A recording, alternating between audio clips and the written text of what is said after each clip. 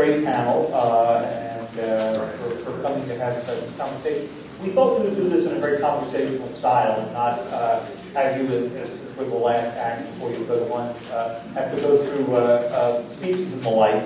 But I thought that maybe a good place to start, since we are just past the 50th anniversary of the Cuban Missile Crisis, and 2 days past a presidential election, which I mostly enjoyed under anesthesia, which is actually not a bad way to be watching CNN.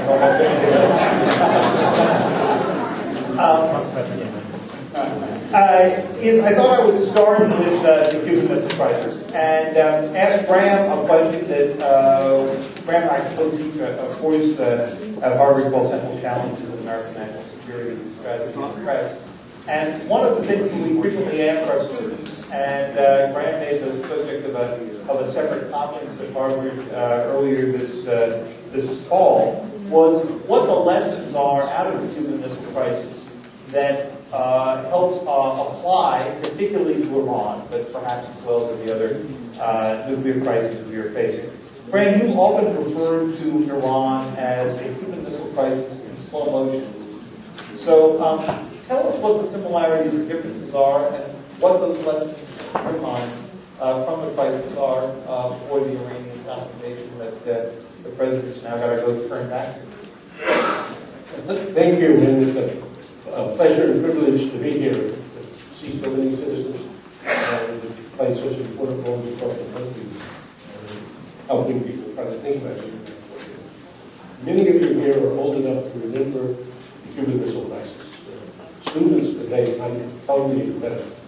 Totally incredible. In any case, if we go back just to last week, 50 years ago, one was at the most dangerous moment, most dangerous confrontation in human history. So you were in a situation in which, as it said at the time, we were eyeball to eyeball, Kennedy and Khrushchev, each contemplating the use of nuclear weapons and nuclear war. Kennedy said to his brother in the crisis, he thought it was about 1 in 3 chances of going to war were somewhere between 1 in 3 and even. That war would have killed a couple of million people. Actually, one of the interesting things Brian and I were analyzing the JFK Library a couple weeks ago, and they just opened the RFK personal papers. So I had gone out the day before to just look through the papers, which I never had a chance to see. And he's in the first week of the crisis listening to a briefing that he writes down the side. He's hearing the civil defense plans, 40 million and 92 million. Another for the 40 million if we go first. That's the week we go. And 92 million if we don't. He's thinking about the end America.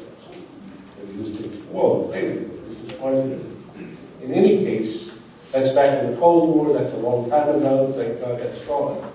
But in the missile crisis, over a period of just 13 days, one rushed up to the precipice.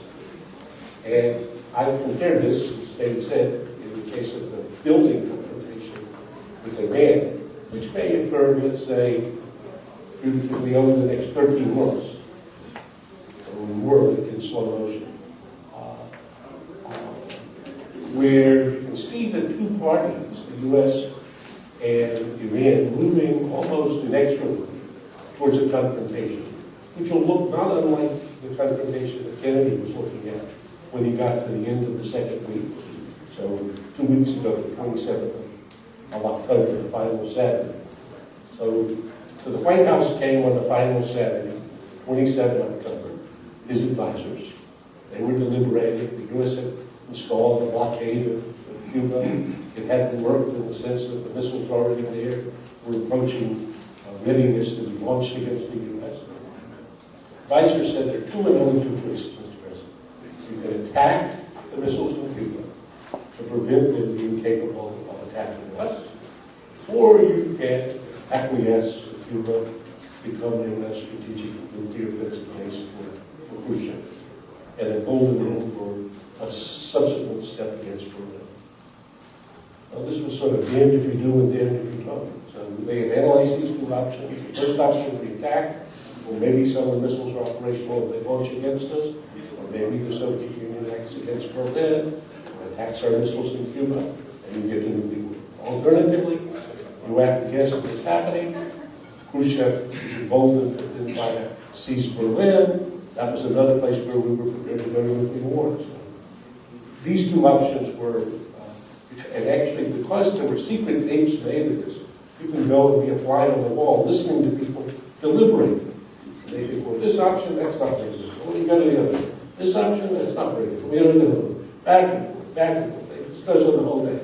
Only finally, that evening, someone in desperation, and Kennedy looked at the situation and say, I'm not going to choose attack, because I think that would be a nuclear war. I'm not going to choose that yes, because I think that would be a nuclear war. I better invent something in between, something other than that, way outside the box, actually, that was being considered. So he came up with an unusual concoction. It had three elements: a public deal, a private ultimatum, and a secret sweep. So the public deal was, you withdraw the missiles from Cuba, we pledge not to invade Cuba. Private ultimatum: unless we hear from you within 24 hours that you're eliminating the missiles in Cuba, we will act to eliminate them. Threat of attack. And thirdly, a secret sweetener, which said, we won't make a deal with you on this item, but if you withdraw the missiles from Cuba, within 6 months, the missiles that you've been talking about, our missiles to Turkey, will be gone. That was kept secret. So I would say, jumping forward to Iran just very briefly, that if you look at the offers that have been made so far, none are even approximately in the zone of agreement for a reasonable Iran. And good note, none of the things that Iran has been prepared to talk to the U.S. about are in the zone of possible agreement for us. So I would hope now, with the Obama administration having a new term and having, let's say, 13 months to work on this problem, that people will become very inventive between these two options, which are the two options that are on the table right now. To attack Iran, to prevent it becoming a nuclear weapon state, or alternatively, to acquiesce in it becoming a nuclear weapon state. And I think if we became inventive in that space, there would be some ugly options. As Kennedy's option was a pretty ugly option. Wait a minute, you're going to trade away the missiles, our missiles in Turkey, without even telling the Turks? Well, that was a pretty ugly item. And actually it was a concession that he would never have thought of making a week before. Completely out of the box. So, and similar, you're going to give the guy an ultimatum that in 24 hours, if he doesn't make up his mind, you're going to attack? Whoa, that's pretty bold. I would say that's going out of the box in the other direction. So I think the ingredients there should stimulate imagination in this space.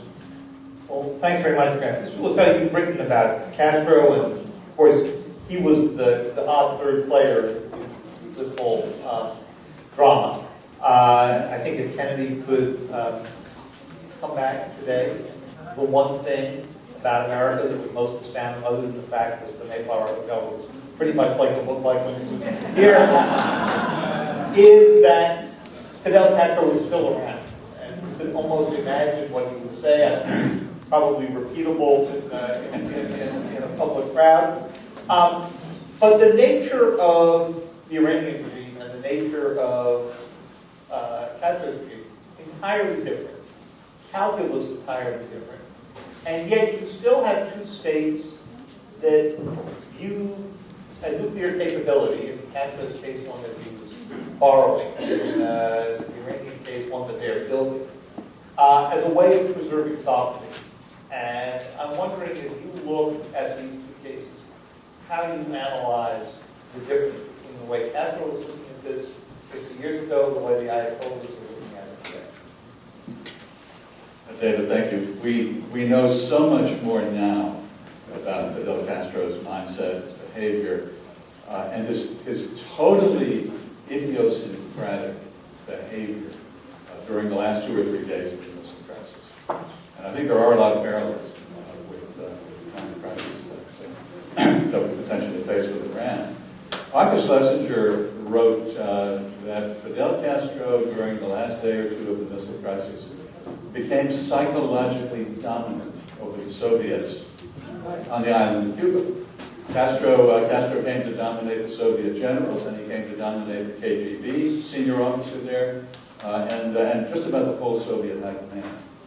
Fidel Castro went to the Soviet high command on the night of October 26th. Well, that was day 11 of the 13-day missile crisis. He urged the Soviet leadership, the military command, to begin firing on the American U-2s that were flying over the island. A day later, an American U-2 was shot down. The pilot was killed instantly, Rudolph Anderson. Castro told the Soviet high command that evening on October 26th, tomorrow morning, Black Saturday, October 27th, I'm going to begin firing. Our anti-aircraft artillery sites all over the island are going to begin firing on low-level American reconnaissance aircraft. And they did. That morning, October 27th, Black Saturday, the Cubans began firing. Fidel Castro, in a militant mindset, he later said, all of my guerrilla instincts, all of my conspiratorial instincts came to the fore during those last 2 days of the missile crisis. He later said, for us, Cuba, war began that morning on October 27th. One of the top Soviet generals on the island said that we were all increasingly in the same mindset. And that, because of that mindset, the Soviet leaders, military leaders, ordered the shooting down of the U-2. Fidel Castro's behavior became so bizarre by any normal standard that on the night of October 27th, he went to the Soviet embassy, accompanied by the Soviet ambassador, who was actually the highest level KGB officer on the island. His name was Alexeyev. Castro went to the Soviet embassy. He dictated and penciled down a message to Nikita Khrushchev. And he urged Nikita Khrushchev, if Cuba is invaded by the Americans, you must not wait for them to launch a preemptive attack against Soviet targets. You must preemptively attack American targets with your entire nuclear arsenal. Fidel Castro was prepared for nuclear war. He believed, in fact, that nuclear conflict for him might have been the only way out. He knew, we didn't, but he knew, the Soviets of course knew, that there were 98 battlefield nuclear weapons on the island. They were under Soviet control, but Soviet command and control of their own forces was deteriorating and diminishing as the Soviets on the island more and more came under the sway of the charismatic, persuasive Fidel Castro. I think there must be a lot of lessons from that whole experience that we've only learned about. Just about all of what I told you has only come to be known in recent years. The ex-con, President Kennedy, knew almost none of that. We did not know at the time, American intelligence did not know, that there were 98 tactical battlefield nuclear weapons on the island. We recognized, late in the crisis, we recognized some of the missiles, that short-range missiles, ground-to-ground missiles that were capable of carrying those nuclear warheads, but we didn't know that those battlefield weapons were there. Is it fair to say that, just given the interactions that Americans have had with Fidel, some Americans have known him prior to the revolution and so forth, that we actually knew more about him and the way he thinks in 1962 than we know about the Supreme Leader and the way he thinks in 2000? Maybe so. Although I think we greatly underestimated Fidel Castro at that time, and over for many years afterwards. I think we underestimated his capacity to do the absurd, the unthinkable, the completely off the charts of what most of us would consider rational. We did not imagine that Fidel Castro would advocate, would favor nuclear conflict. He has said this over the years on various occasions.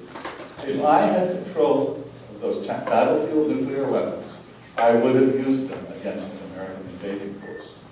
Robert McNamara, legislator, said we would have been in a nuclear conflict with the Soviet Union.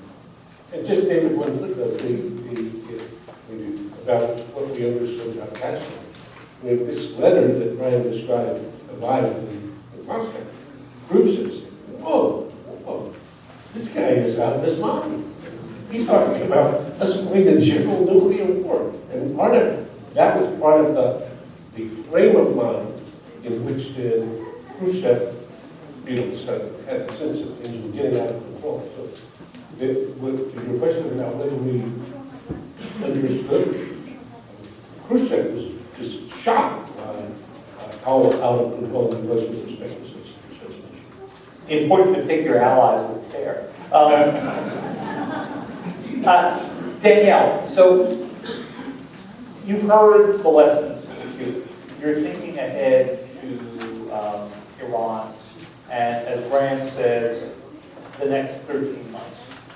Although I always tell my Israeli friends, if you want to know how long they have until the next Iran crisis, it's always 6 months, whenever we're speaking, right? So you could imagine this getting pushed down the line. But let's assume that Graham's time frame is right. We've seen the results of the election. We have a president in place who has done 3 things so far on Iran. He has promised engagement, though they have not engaged back. He has imposed what have been the most severe sanctions Iran has seen yet, although that doesn't necessarily mean, as we heard during the campaign, they're the most severe sanctions you could do.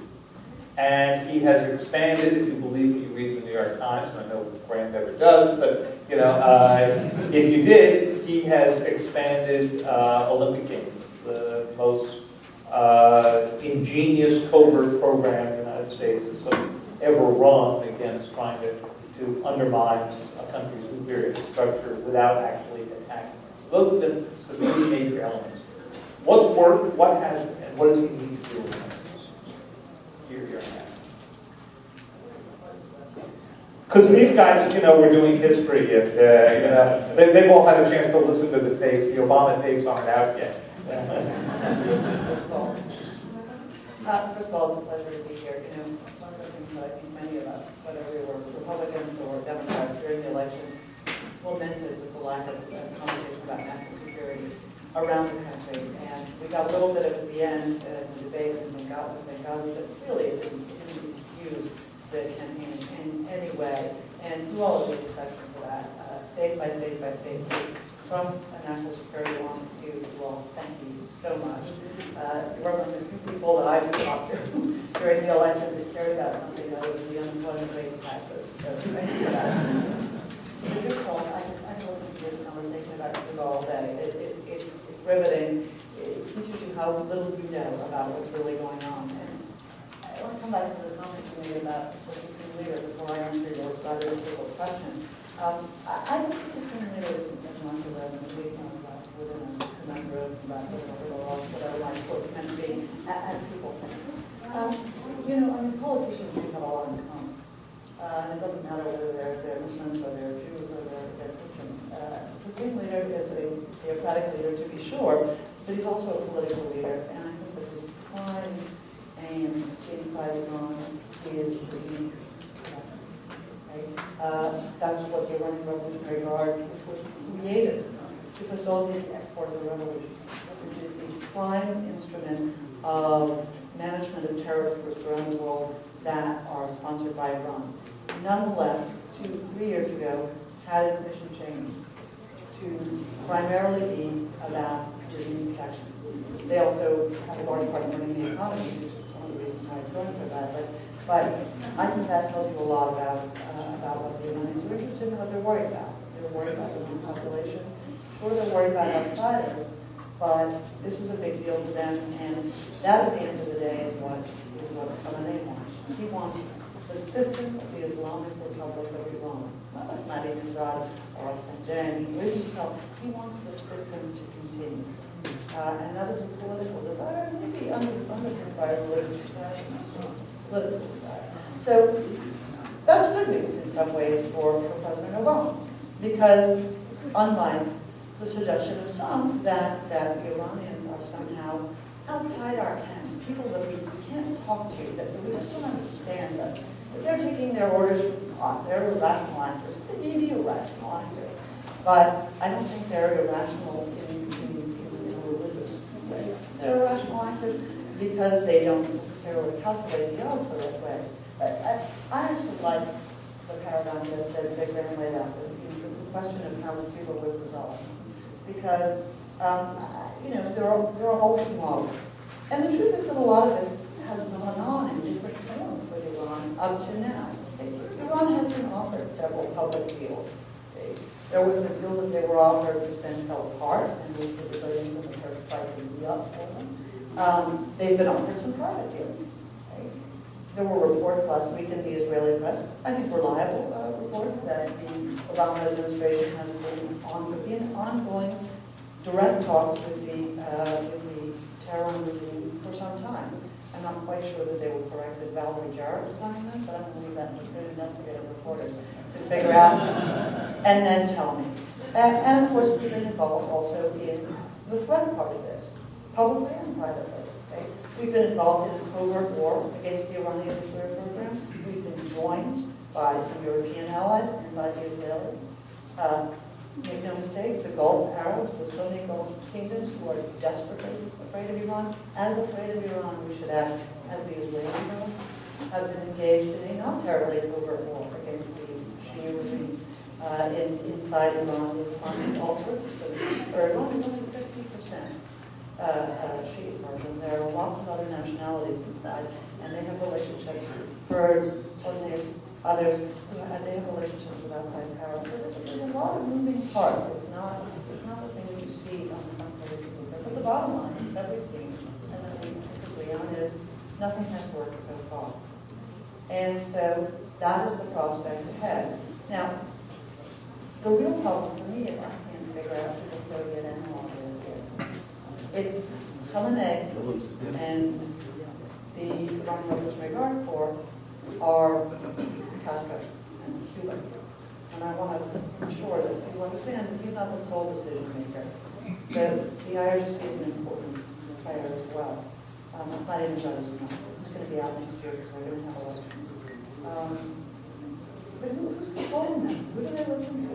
Is there a group cell for them?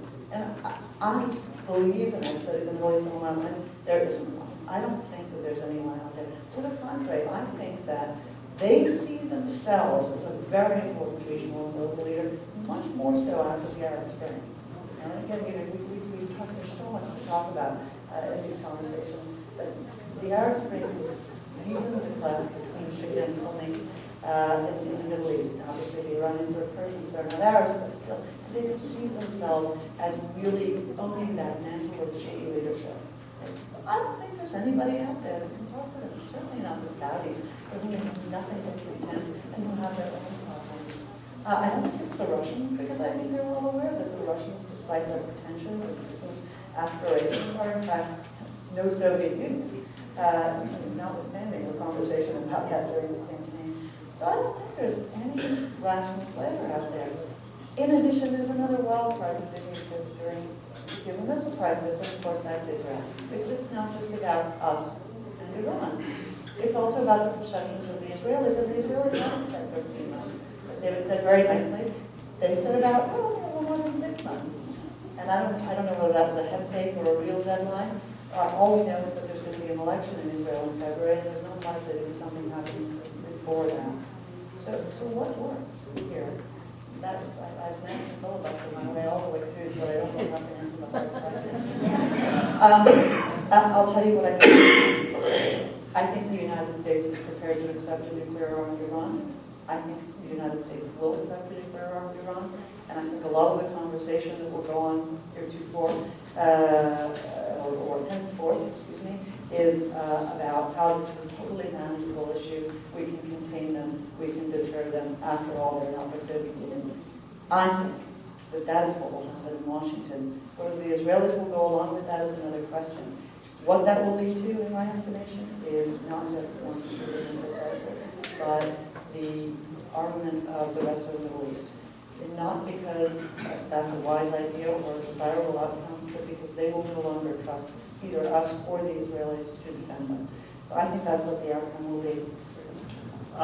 Joe, Danielle has set you up perfectly here, because you were President of the United States, just got reelected 2 days ago, and he has committed many times, said publicly and said privately, that he could not accept a nuclear-armed Iran, and they couldn't accept it for exactly the reason that Danielle described.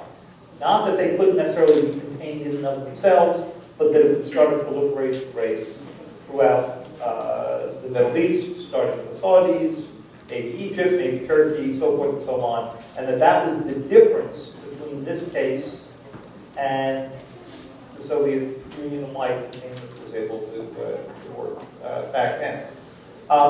What you saw come out of the Cuban Missile Crisis, of course, was the Nuclear Non-Proliferation Treaty a number of years later. So tell us our options here. If Danielle is right, is it the end of the NPT? Is it the end of all of our efforts so far to contain nuclear weapons? Of course, other countries, including Pakistan and Israel and North Korea, others have been outside of the treaty for some time. Or is there a third way here in which you can actually strengthen proliferation regimes and deal with war? Thank you very much. I think I have half an hour to answer this. Sure. And I want to thank all of you from the World Affairs Council for what you do and for the many invitations I've received over the years. I love speaking at your conference. I love coming out and meeting these informed citizens in some of the key cities around our country. It's always a pleasure. Thank you for having me here. The President of the United States is now in a very sweet spot. That's why I love talking about national security issues right after an election. The slate is wiped clean. An open road forward. All things are possible. You have policy moments here where you use the political capital that you just won to advance the issues that you most care about. The President of the United States cares deeply about this nuclear agenda. Iran is part of it, but it also includes getting reductions in existing U.S. and Russian arsenals. It also includes efforts to finally end nuclear testing of weapons in all states everywhere for all time. He has a number of issues that he wants to work. And this policy window, this moment, lasts for about 18 months. Like an Iran clock ticking, we also have a domestic American clock ticking. About 18 months from now, the congressional elections will be behind you, and then once again freeze the policy space that the president has. But for now, he's ascendant, he's triumphant, his opponents have been defeated. And let me give you one important part of that. What's happened for the last 4 years, you've seen the intense politicalization of national security issues, including on the nuclear issue. Every national security issue that's come up has been used by the president's political opponents to attack him, to try to fit him into this frame of weak, naive, dangerous, doesn't care about America's security. I'm not even American. For everything, they turned Benghazi from a national tragedy into a conspiracy. It's disgraceful what his opponents did on this. Fortunately, the nominee, Governor Romney, told me to cut it out. She couldn't control Fox News, and she continues to hit this theme, but he himself backed off of this in the election. You saw some of the issues on Iran. You attack Iran, attack. You don't attack Iran in a week until they realized that attacking Iran started a new war in the Middle East. It's not a popular platform to become president of the United States and Iran. But every issue, the simple arms control treaty with Russia that you started with, turned into a year-long marathon in the Senate. The national security establishment was across the board in favor of this. Every military commander was in favor of it. All the former Republican secretaries of state were in favor of this. And yet it took almost a year to get this treaty passed. Now that opposition has been put aside and quieted, the radical right is in retreat. So you have this moment where you can open up. What does that mean to Iran? That means you take Graham's lessons of the Cuban Missile Crisis. Strength, plus compromise. You can't do it just one or the other. They've got to have this combination. Or you might say military might plus diplomacy.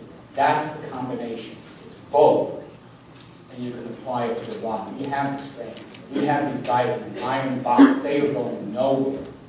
They are suffering. The economy is collapsing. We have the world united around them. This is the toughest sanction regime that's ever been imposed on any country ever, anywhere. And if, by the way, they do test, if they do go nuclear, that's not a get-out-of-the-box free card. It gets worse. It would get worse. Their choice is not to break out with a test. It's to test and have a worse future for themselves. So this regime is working now to pressure them. I believe it could work to contain them if the worst happens. But it's not. But the president's got the strength. He's got the pressure. Now he's got to open the door and find a way out. And he's been prevented from doing that by the elections and by the Iranian hesitation to negotiate with somebody they weren't sure was going to be in the White House 3 months hence. So that's settled. Joe, let me push on just one additional. I was just getting started. Oh, good. Okay, so the other part of the agenda that the president talked about in 2008, and 2008, he talked a lot about shrinking down the size of the American arsenal. Yes. He's got a proposal on his desk that he conveniently kept sitting on his desk throughout the campaign. For political purposes. For political purposes, Right. Didn't want this to be a campaign issue. Right, to reduce it even further, perhaps unilaterally, perhaps in negotiation. So the question is, he has barely discussed this subject in the past year and a half. Yeah. Are we going to hear about it now? Yes, yes. You think you will? The president is personally committed to this agenda. Remember, his first foreign policy speech was in Prague in April 2009. It was on nuclear policy. He cares about this. He thinks that this is one of the things we can do to actually transform national security policy from the Cold War era into the 21st century. He's committed. And now he's got the capital and 4 more years to actually implement it. I think you'll see him move out, because there's a dozen different things. The top 3 that I'm looking for is this policy guidance coming out that will cut the number of required strategic warheads from the 1550 that the New START Treaty limits us to somewhere around 1,000. Maybe it's 1,100, maybe it's 900, but somewhere around 1,000. And you'll see the president start to take steps to achieve those reductions. That reduces the risk, because we want the Russians to reduce as well, and it reduces the costs. These weapons cost tens of billions of dollars that we need for our troops on conventional missions. We distribute. Second thing you'll see, of course, is Iran. He's going to move out smartly on that. I think this is the #1 foreign policy issue he faces to move out. And the third is the sleeper issue of the nuclear test ban. This is something that Bill Clinton signed in 1996. Most of the world has agreed to. There's a few holdout states. We're one of them. We couldn't get the Senate to ratify it while they were busy impeaching President Clinton, but now it's back. And I think the president is personally committed to this. It's a legacy item for him, and it might be a legacy item for Bill Clinton.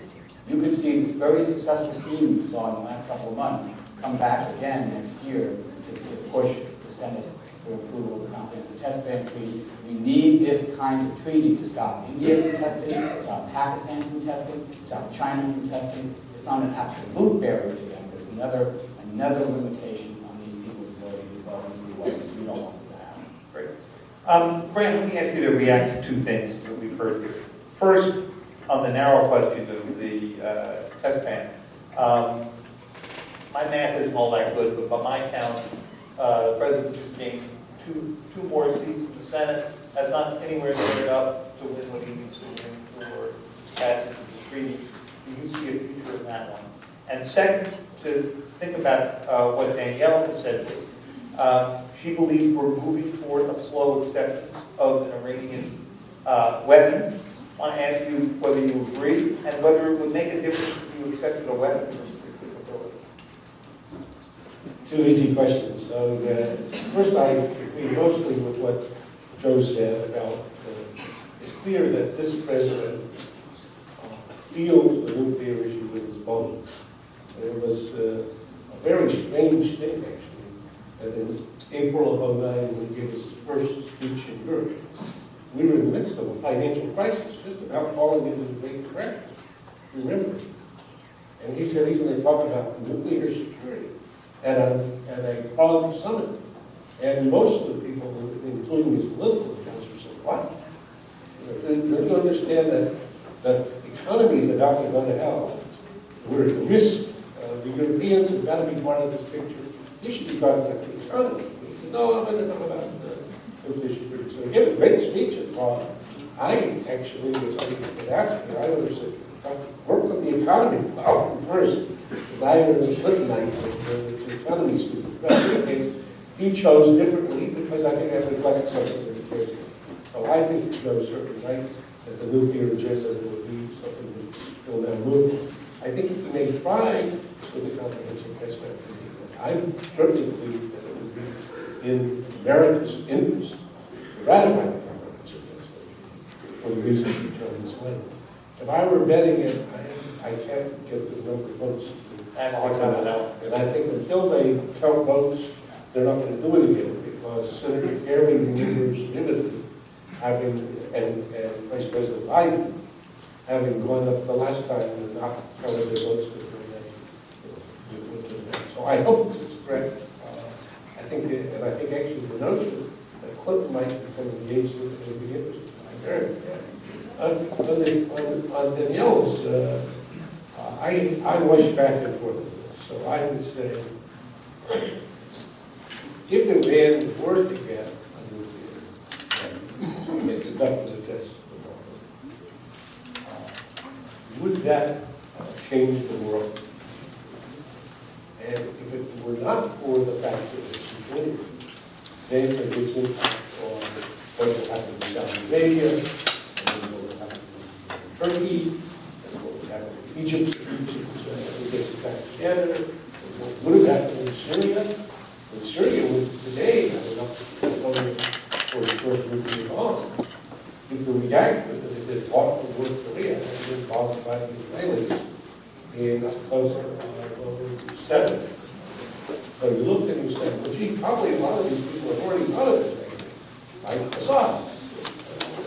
And so, if it were not for that, I would say it's not as, I think it would. I don't like Pakistan ever nuclear weapons. I think it's extremely dangerous. But I don't believe that Iran that was nuclear would attack Israel, attack the US. So I wouldn't say that. But I do believe that it would have this impact on a cascade of different regions. And so the region is not volatile. I can't see the cascade playing out very far without some of the nuclear weapons being used. Somebody Israel attacking somebody, or somebody losing some control. So I would say it's extremely, extremely dangerous, just for the reasons she said. So I think the administration will make a maximum effort to find some alternative to Iran reaching this goal.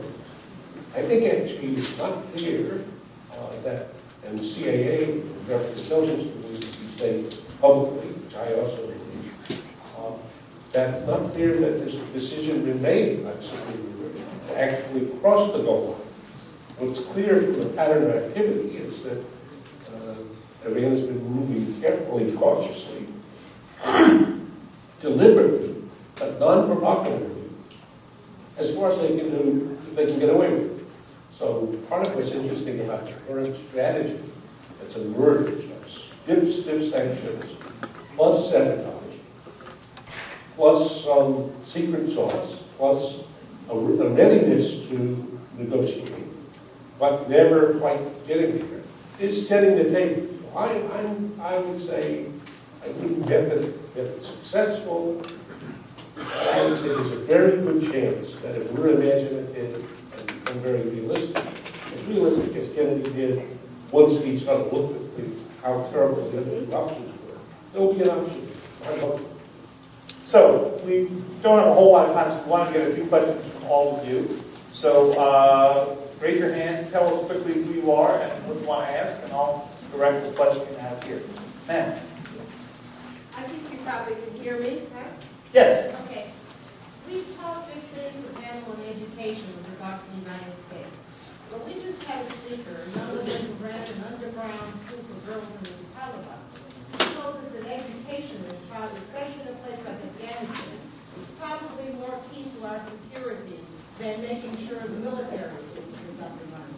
I'd like you to comment on that, and you think the leaders really realize how key to our security, making sure that Afghans and Pakistanis have quality education that does not leave them vulnerable to extremism.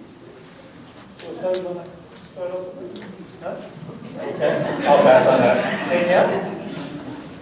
I think what you're saying, it's a little bit off our topic. We don't talk about it enough. Part of the problem with education is that education requires an environment where people teach. You said the key word there. You said run the underground school. We can't have that. People can't learn in underground schools. You can teach a few girls, you can teach a few people, but you can't have an educational system that serves to educate a generation. And this is a generational part. This isn't about, getting through 6th grade and having to write coursework. It's about educating a generation in critical thought, the kind of things that we're not seeing, not just in Afghanistan, in Pakistan, frankly, throughout the Middle East. The Arab Development Report writes beautifully on this challenge. And the problem is we're going in the opposite direction in some of the countries post-Arab Spring. I'm a big believer in that. And the other part of the problem is that it's a second, it's an afterthought. This sort of human freedom, because education is about human freedom, and the environment required for human freedom is a matter of indifference to too many people. So I applaud you. That's what we need to fight for. And it's not just education, it's the right kind of education. Because we pay for education in Pakistan, and it's not the madrasas that teach the terrible lessons and have the awful curriculum. It's the Pakistani school system that has it. Very good.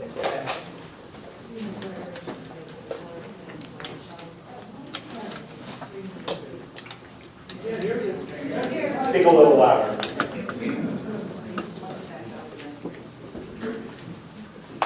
At one point, the supreme leader in Iran indicated that their religious beliefs were such that they couldn't possibly have a nuclear weapon and use it. And that discussion never seemed to go any further. Is that a fallback position for them at some point? Will it come up again? Is it a possible way out for them? And have any of our panel heard any further discussion on that topic? In fact, it became the source of a letter that the president then wrote to the supreme leader. But Brian, you want to take on that? No, I'm going to pass it to Graham on And that. it's a very, very good point. The Supreme Leader has issued at least three separate fatwas and speeches in which he said nuclear weapons are contrary to the simple tenets of Islam, that a man should never have a nuclear weapon because it would be immoral, and that any use of nuclear weapons would be immoral.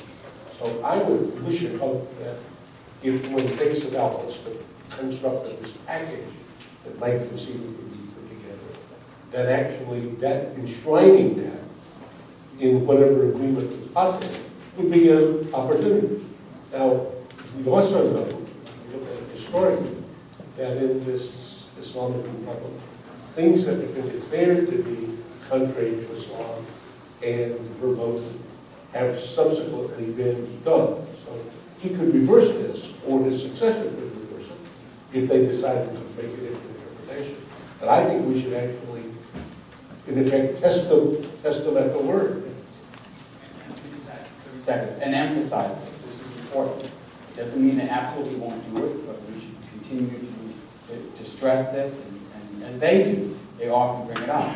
The Pope and the U.S. Catholic Conference of Bishops, Catholic Conference, is against nuclear weapons.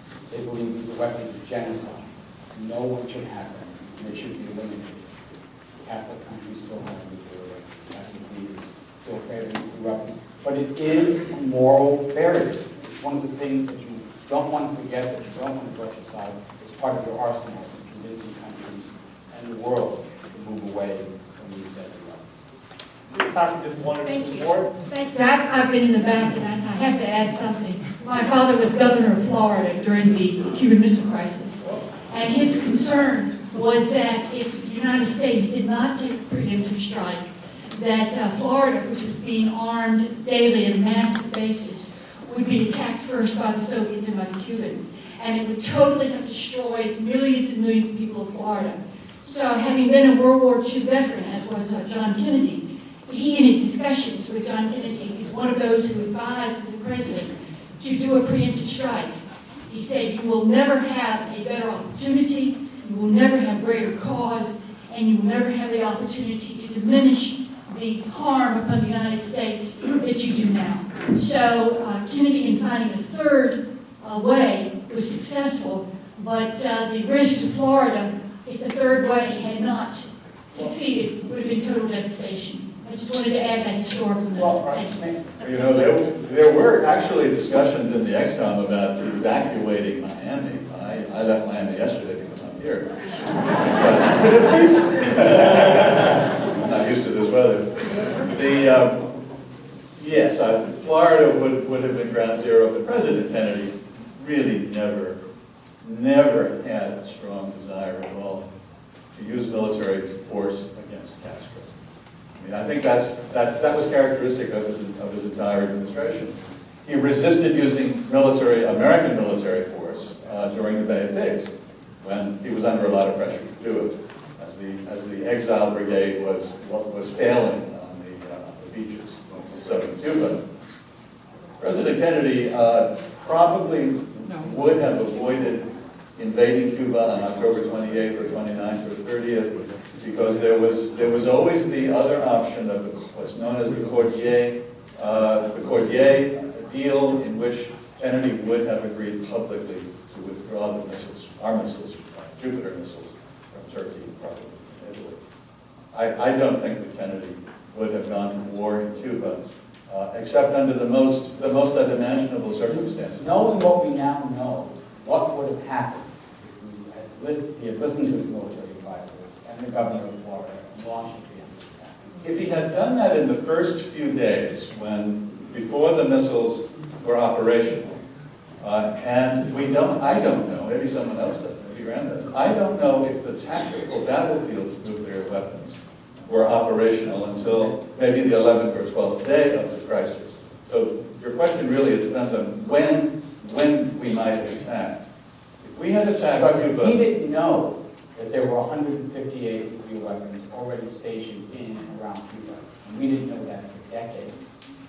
We didn't He know didn't that. understand. He thought we were just dealing with missiles. The warheads had not arrived, but in fact they were already there. Well, the missiles were not all operational. Right. In fact, only a few were operational toward the end of the crisis. It's really a very difficult question, but if we had invaded Cuba on October 28th or October 29th, at the end of the 13 days, we probably would have been in nuclear conflict. I think the chances are. Robert McNamara later said it was probably a 99% probability that we would have been in nuclear conflict. The Soviets probably would have used some of those tactical battlefield nuclear weapons against our invading forces, and that would have sparked the nuclear war. Well, of course, they weren't there then. So perhaps that's It was a bad thing that succeeded. Yeah. There was a question right back here, standing up before you. Ann Watman, can you hear me? Ann Watman from Delaware. And my question is, if you take the Castro scenario, and you have Castro who really wants to go ahead and shoot missiles and accomplish his goal, and the Russians are holding back, translate that to where we are now, and if Netanyahu, or whoever the successor is, decides to preemptively take out the Iranian nuclear capability, what do you think we would do, and what would be the impact on us? Would you consider that an existential threat to the United States? I'm not the best one to answer if you were looking at me, but we certainly faced an existential threat with Fidel Castro in 1962, and we didn't know it. I think it's a great question, and I think if you play it back through the missile crisis, from the outset, Kennedy and Khrushchev both decided they were going to keep this as a two-man game. And Castro was extremely frustrated that he couldn't get into the act. When Kennedy first announced the U.S. Discovery of the missiles, so it was a discovery, it was a week of deliberation, he then makes a public announcement into the world, and he says, quote, "It'll be the policy of this government to regard any launch of any weapon from Cuba as an attack by the Soviet Union on the U.S., requiring a full retaliatory response." So basically saying, I don't know how it came to be launched, that's your problem, Khrushchev with Castro, but make sure.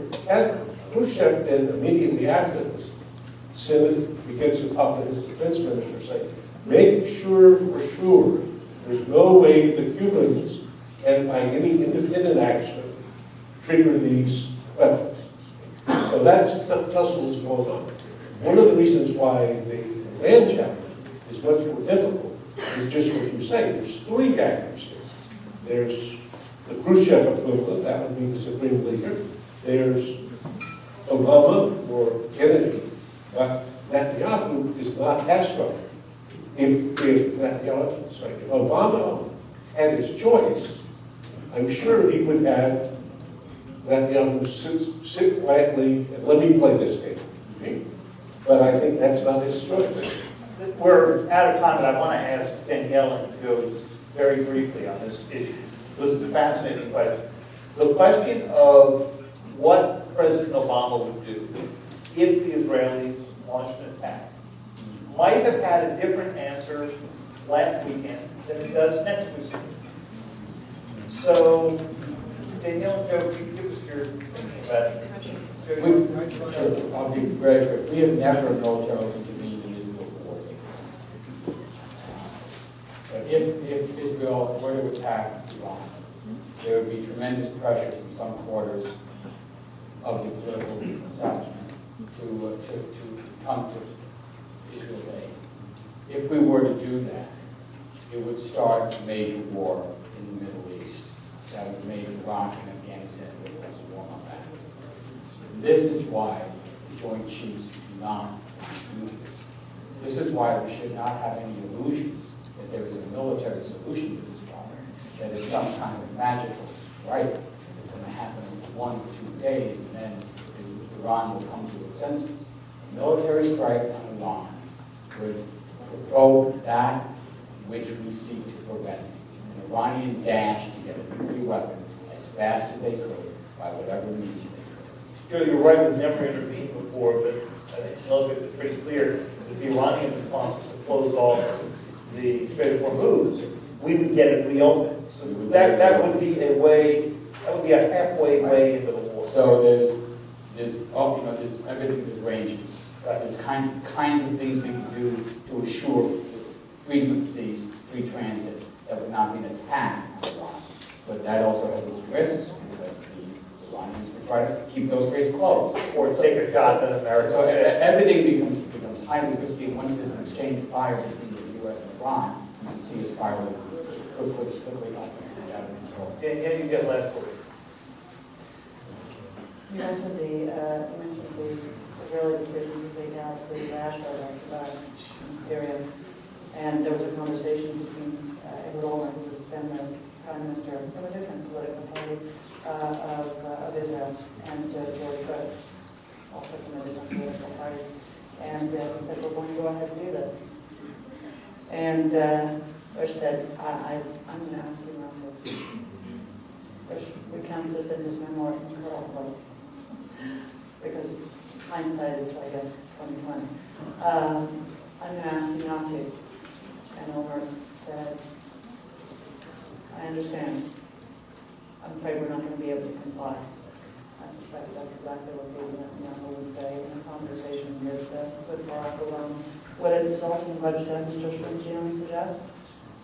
Well, people who don't want it to happen would like to suggest that that's the way it will go. Israel is on its own. Well, I thank you all. I thank the World Affairs Council.